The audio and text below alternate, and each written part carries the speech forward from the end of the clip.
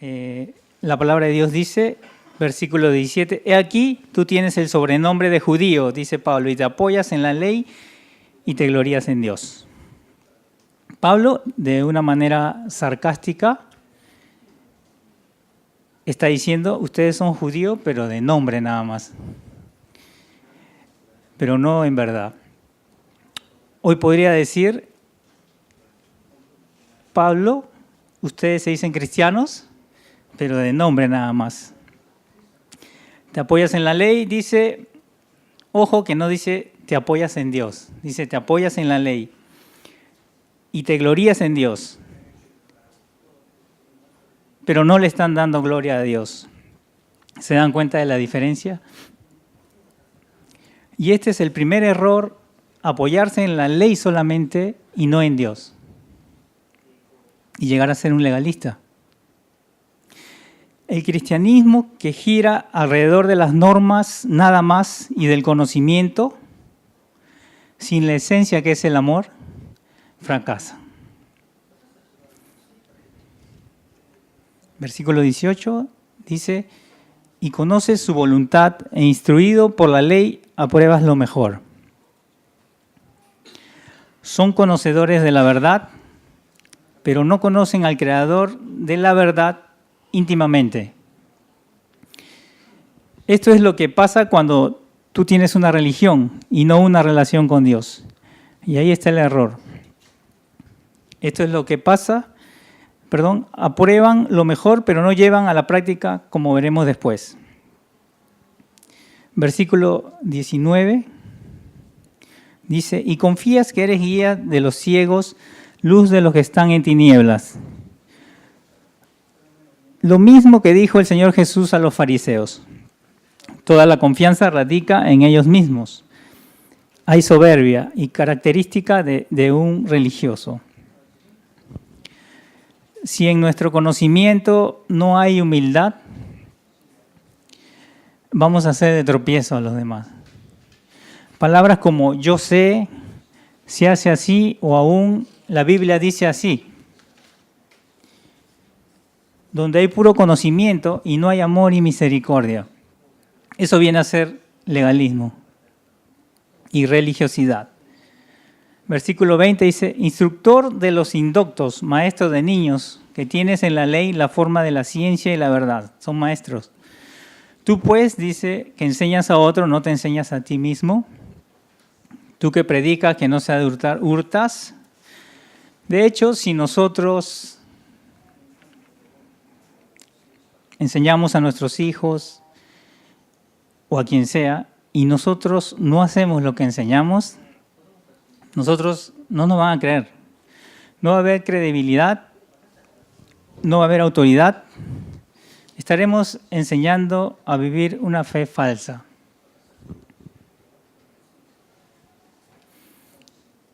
Verso 22 dice, «Tú que dices que no se ha de adulterar, ¿adulteras? Tú que abominas de los ídolos, cometes sacrilegio. Tú que te jactas de la ley, con infracción de la ley deshonras a Dios». Fíjense, predomina el tú. Tú dices, tú abominas, tú te jactas, pero no dice de hacer. Porque como está escrito, el nombre de Dios es blasfemado entre los gentiles por causa de vosotros. Hemos visto mucho de esto, blasfemar el nombre de Dios por un mal testimonio. Muchos no quieren saber de Dios o venir a la iglesia y da mucha pena.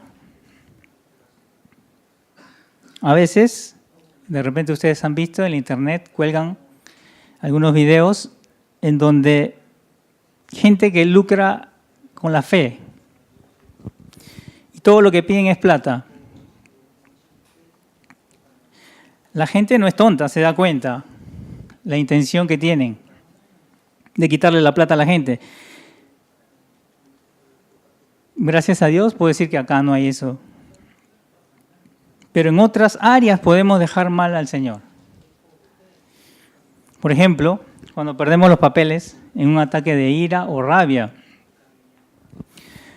Yo recuerdo muchos años atrás, en una ocasión en el trabajo, estaba muy molesto, yo estaba muy molesto. Estaba perdiendo los papeles. Y un amigo japonés se me acercó y me dijo, Miguel, me dijo, ¿no? Miguel-san, me dijo, ¿no? Acuérdate de la Biblia, me dijo, acuérdate de la Biblia. Él realmente me impresionó, yo creo que el Señor lo mandó, ¿no? Porque tenía una cara muy asustada y realmente me hizo reaccionar y me di cuenta cómo estaba dejando mal al Señor, ¿no? Por un momento, un ataque de ira, ¿no? Un momento donde uno pierde los papeles y da rienda suelta, pues, a su naturaleza, ¿no? Pecaminosa. Hasta ahora me acuerdo de su cara desencajada, ¿no? Miguel-san, acuérdate de la Biblia, ¿no? Él me estaba predicando a mí. Bueno, pero día a día estamos expuestos a reaccionar mal. Yo no sé si acá seguro todos los hombres están viendo el Mundial, ¿no? En esta semana que pasó, Colombia jugó con Inglaterra. Y Colombia, el defensa colombiano, Sánchez, pero no Omar, otro Sánchez, cometió una falta en el área y cometieron penal y por eso perdió el equipo. Entonces, yo decía, ¿cómo este hombre puede hacer eso? ¿Cómo puede perjudicar a su equipo? ¿No? Por un momento de rabia, de ira, ¿no? En un descontrol. Y yo estaba juzgándolo a él, ¿no?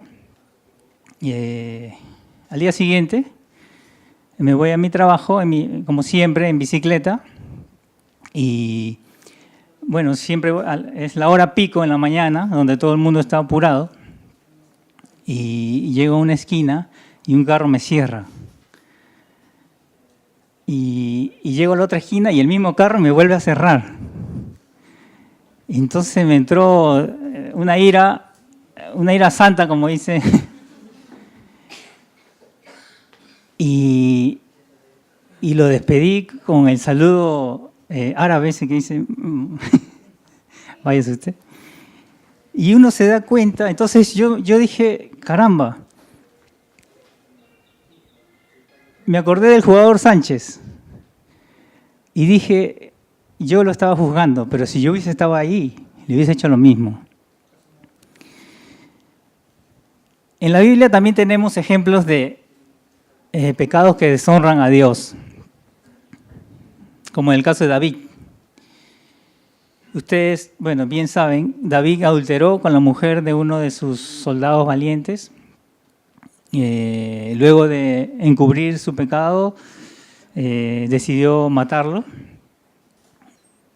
Cuando David es confrontado por el profeta, David admite su pecado, se arrepiente, pero el Señor castiga el pecado y el hijo que va a nacer del adulterio va a morir. Es bien interesante, en 2 Samuel, déjame que yo lo lea. 2 Samuel 12:14 dice así. Mas por cuanto con este asunto hiciste blasfemar a los enemigos de Jehová, el hijo que te ha nacido ciertamente morirá, dice el Señor. Cosa seria es cuando por nuestra conducta los inconversos blasfeman del nombre de Dios. Y es para meditarlo, es para meditarlo. En la mañana, hace un rato, el pastor Comaxo decía cómo en la zona de Okayama y en la zona donde está habiendo inundaciones, estaba muriendo gente sin el Señor. Y es para meditar, porque a veces nosotros perdemos tiempo discutiendo y peleando, mientras que hay gente que se muere sin Cristo. Es para meditarlo, es para meditar, ¿no? ¿Cómo estás viviendo tu cristianismo el día a día? De repente no estaremos perdiendo tiempo en algunas cosas, en discusiones o en algunas trivialidades de la vida, pensando en cosas pasajeras, mientras gente día a día se muere y se pierde sin Dios. ¿no? En Okayama murieron en las noticias ya 51 personas, ¿no? Y otras 50 y tantos no se les encuentra. Para meditar. Versículo 25. Pues en verdad, dice, la circuncisión aprovecha si guardas la ley. Pero si eres transgresor de la ley, tu circuncisión viene a ser incircuncisión. La circuncisión era la marca o señal de todo judío que representaba el pacto con Dios. Él ordenó que se circuncidara a todo varón judío. Ahora, ¿por qué Dios escogió la circuncisión? ¿Y por qué no se hizo de otra manera? Es interesante que muchas culturas, para identificarse, usaban aretes, ¿no? Usaban garfios en las narices, pero todas estas señales eran externas, por fuera. Pero la circuncisión, es interesante que la circuncisión no se ve, es íntimo, está en lo interno. Y yo creo que Dios siempre quiso que la verdadera religión sea personal, íntima, y no que se vea por fuera, sino por dentro, llevando a Dios en el corazón y honrándolo con nuestra conducta. Versículo 26 dice, si pues el incircunciso guardare las ordenanzas de la ley, no será tenida su incircuncisión como circuncisión, y el que físicamente es incircunciso, pero físicamente guarda perfectamente la ley, te condenará a ti, que con la letra de la ley y la circuncisión eres transgresor de la ley. Esto lo vemos claramente en el pueblo japonés, que no profesa la fe cristiana. Pastor Komatsu decía 140.000 japoneses cristianos, 120 y tantos millones de habitantes. No profesan la fe cristiana, pero en muchas áreas guardan mejor que nosotros las reglas, las leyes. Eso lo sabemos. Por eso ellos fueron ejemplo en el Mundial, ¿no? De una barra ordenada y muy colaboradores con la limpieza. Esto es muy bueno. Claro, pero la ley, el orden y la limpieza, bueno, no te salva. Como dice Romanos 3, 9, 10, déjame que te lea. Dice así, ¿qué pues? ¿Somos nosotros mejores que ellos? En ninguna manera. Dice, pues ya hemos acusado a judíos y a no judíos, que todos están bajo pecado. Como está escrito, no hay justo ni aún uno.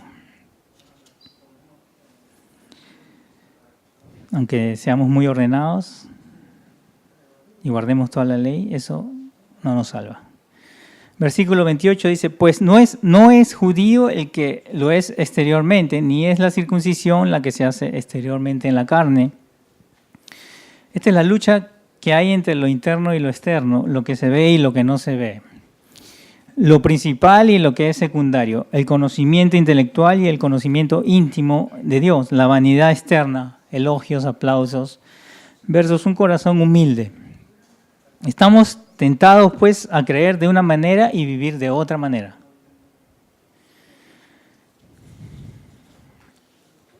Dios quiere formar personas íntegras, humildes, llenos de misericordia y de amor, como lo es Él y como fue el Señor Jesús. Él no quiere religiosidad, apariencias.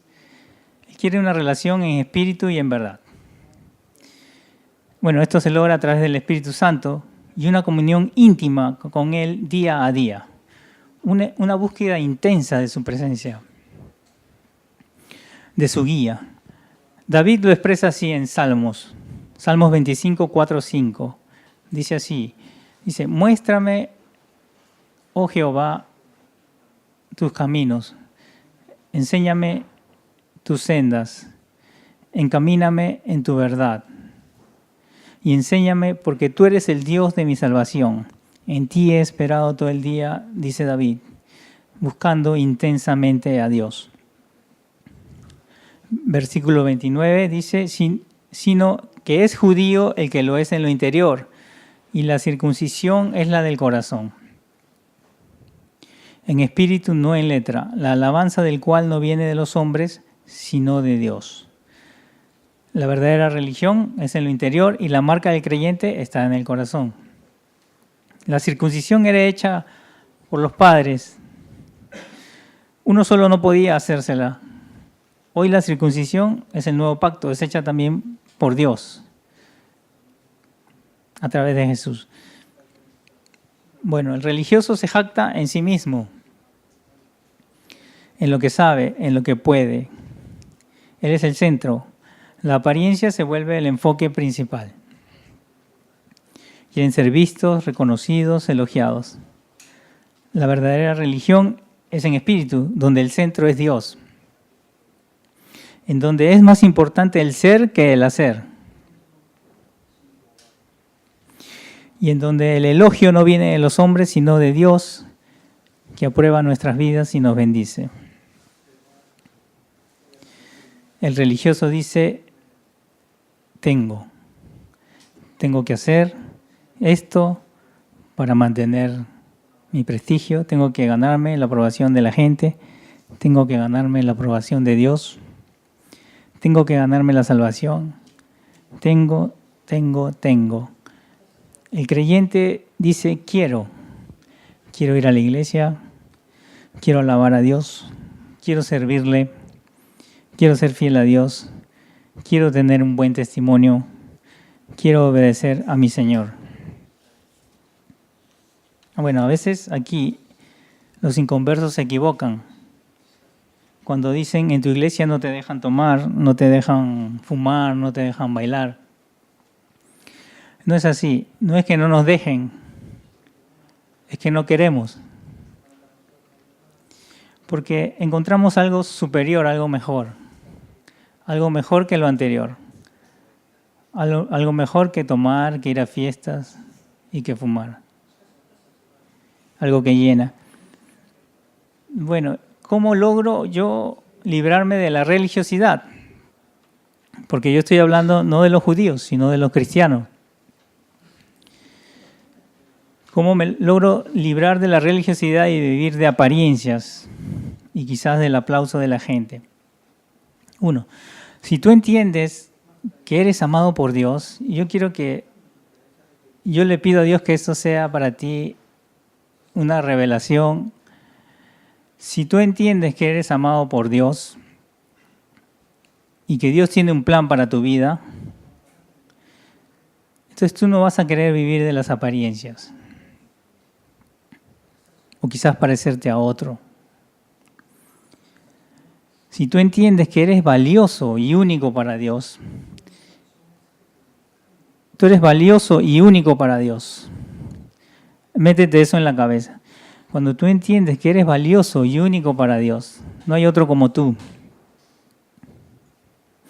que Él te ha hecho su hijo, entonces estamos completos en Él. Tenemos identidad en Él.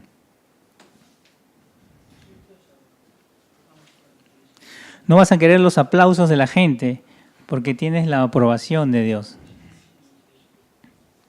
Interesante, escuchaba a un psicólogo peruano que hablaba de cómo a través del fútbol, en este mundial, los peruanos cómo se han unido mucho y han logrado tener una identidad. Cuando encontramos nuestra manera, cuando el equipo encontró su manera de jugar,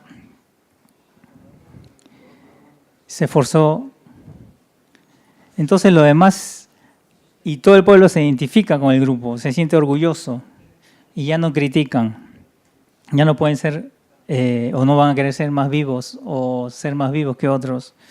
Se sienten orgullosos de ser parte de esa raza. Nosotros como hijos de Dios podemos estar orgullosos de ser hijos de Dios y entender que somos valiosos y únicos para Él. Y entonces encontrar nuestra identidad en el Señor y estar completos en Él. El religioso es severo con los demás. Es severo con los demás, pero es permisivo con uno mismo. Entonces, sé severo contigo mismo y más permisivo con los demás. ¿no? Si tú quizás notes que tú eres severo con los demás, invierte. Y sé más severo contigo mismo y permisivo con los demás. 4, el religioso pone muchas reglas. Asfixia a veces con sus muchas reglas. Esto no, esto sí, así se tiene que hacer. Cuidado con los padres. Cuidado con los padres porque de asfixiar a los hijos con muchas reglas. Porque luego los hijos, una vez que crecen, no van a querer saber nada de la fe. Se van a rebelar, se van a ir. Acuérdense que la palabra de Dios dice que nos va a hacer libres. Si esta palabra no te está dando libertad, algo está mal. Porque la palabra dice, conoceréis la verdad y la verdad os hará libres. ¿Eres libre? ¿Estás siendo libre? ¿Tu familia es libre? ¿Tus hijos? ¿Tu esposa? ¿O está atada, esclava a algo? A lo que tú dices. O a como tú dices que tienen que ser las cosas. No asfixiemos a nuestros hijos, a nuestra familia.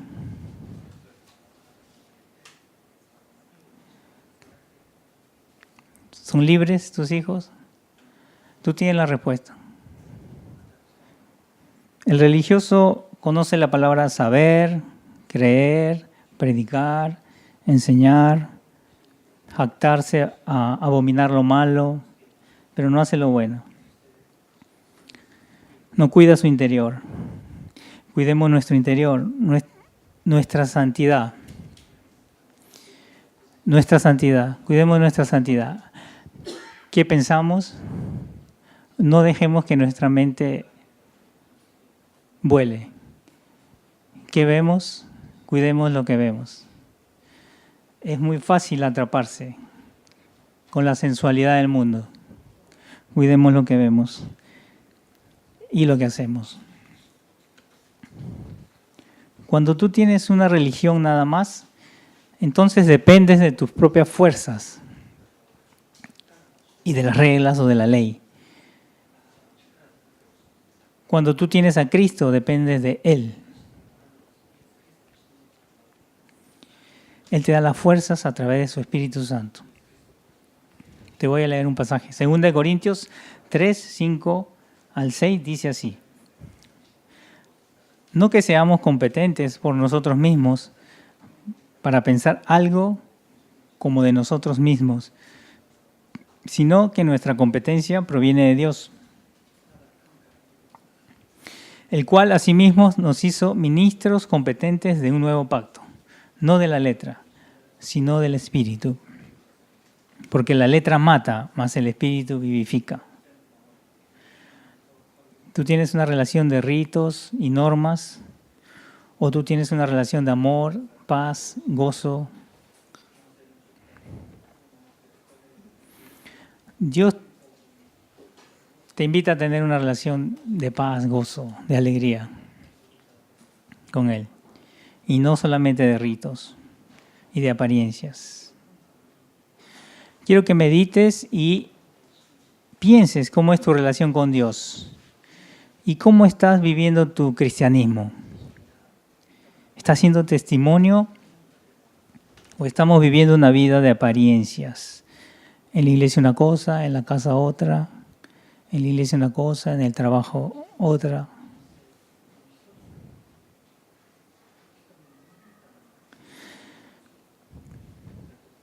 ¿Estás fallando en algún punto en lo que hemos compartido? ¿Estás teniendo algún tipo de problema?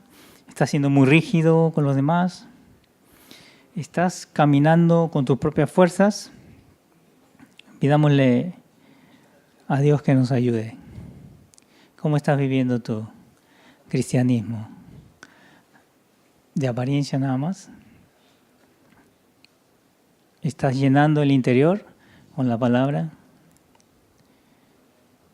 ¿Te estás conduciendo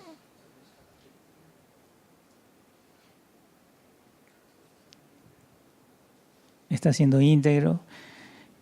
Quiero que meditemos en esto, que oremos y que pongamos en mano de Dios nuestras vidas. Nosotros tenemos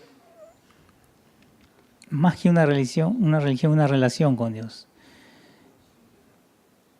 El religioso condena, pero Dios te da la mano.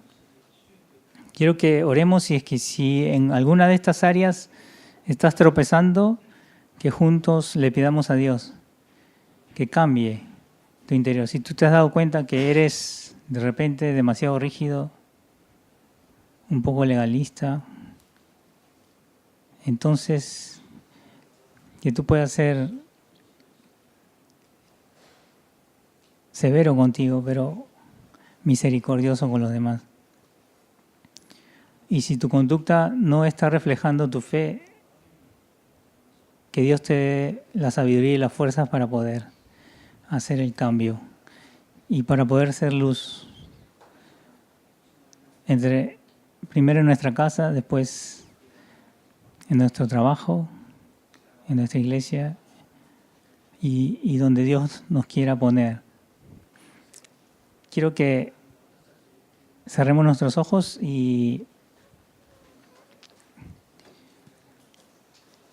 delante de Dios, tú estás delante de Dios, ¿cómo está tu corazón delante de Dios?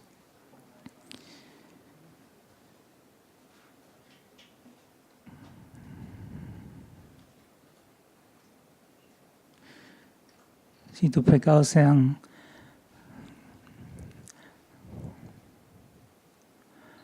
rojos como el carmesí, yo lo haré blanco como la lana.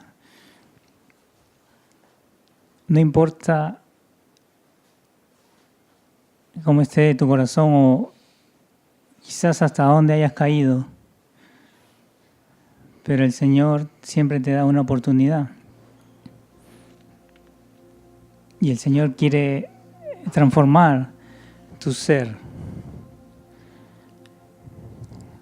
No para vivir una religiosidad, sino para vivir una relación con Él, en donde yo puedo ser sincero y decir, Señor, necesito de ti, ten misericordia de mí, levántame, cámbiame, transfórmame, ayúdame a ser realmente un cristiano de verdad, no un cristiano de nombre nada más, sino realmente alguien que exalte y glorifique tu nombre y que hable con autoridad.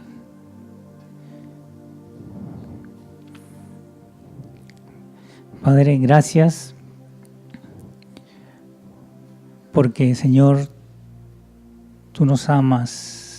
Gracias porque tú nos das identidad. Gracias porque somos valiosos y preciosos para ti. Gracias, Señor, porque tú trabajas con nuestras vidas, porque no nos dejas. Gracias porque tú nos sacas del hoyo, nos tiendes la mano. Señor, si alguien aquí desesperadamente necesita, Señor, de tu amor, que tu amor lo llene, Señor, lo levante y que le dé cosas mejores de las que quizás desesperadamente ha buscado en el mundo. Que tu Espíritu le llene, Señor, para que guste de tus cosas y que tu Espíritu, Señor,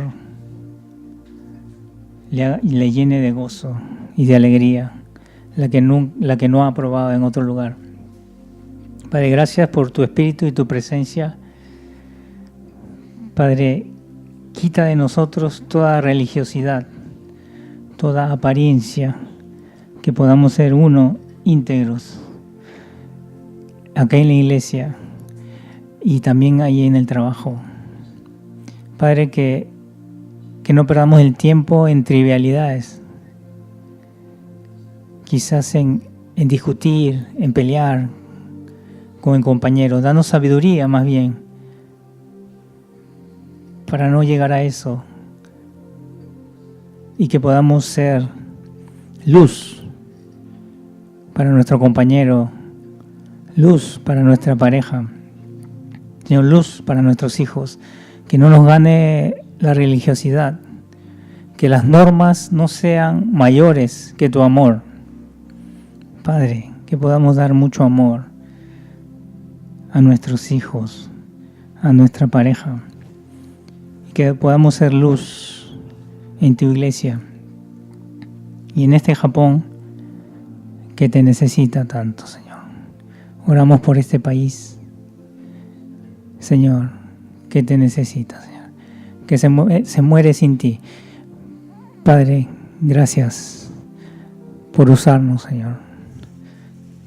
Te bendecimos. Entregamos nuestras vidas, Señor, a ti, para que tú las uses. Señor, usa nuestras vidas. Sabemos que no somos perfectos, sabemos pero Señor, queremos tomar el compromiso, Dios, de ser valientes, Señor, para no pecar, para no perder tiempo y para buscarte a ti de todo corazón.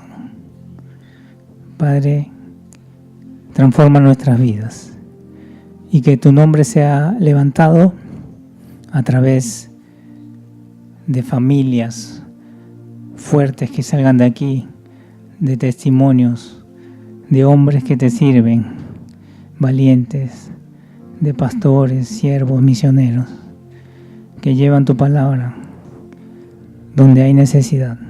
Gracias por lo que nos has dado.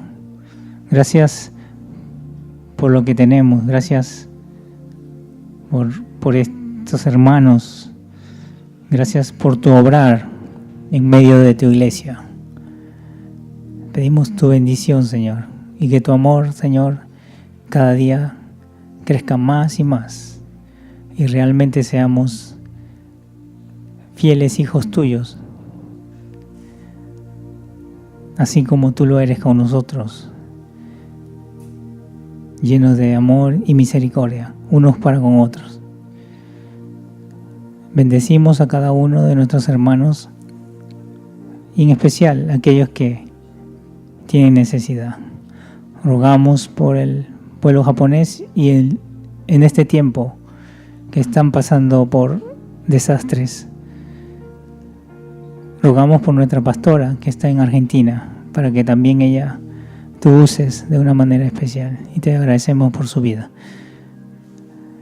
Te damos gracias por Tony, por Hiroki, por Pastor Komatsu, que siempre nos